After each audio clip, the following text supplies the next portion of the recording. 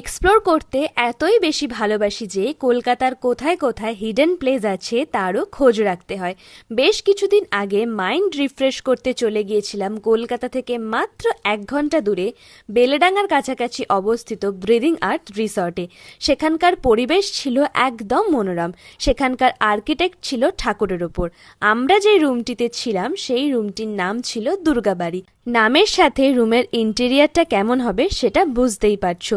কোনটা ছেড়ে কোনটা বলবো সেটা ভাবতে ভাবতেই অর্ধেক কথা বলা হয় না।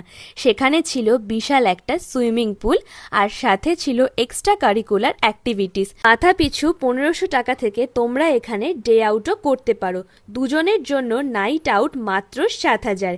এই প্যাকেজে থাকছে কমপ্লিমেন্টারি ব্রেকফাস্ট থেকে শুরু করে লাঞ্চ, সন্ধ্যা স্ন্যাক্স, রাতের ইচ্ছে মতন ডিনার।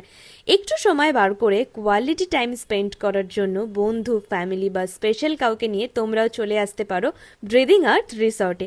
ক্যাপশনের সমস্ত ডিটেলস দেওয়া রইল, সাথে লং ভ্লগও কিন্তু ডোরিস ডায়েরিতে already uploaded. Link in the comment box. এত সুন্দর সুন্দর লোকেশন জানার জন্য আমার চ্যানেলটি অবশ্যই সাবস্ক্রাইব করো। Thank you for watching.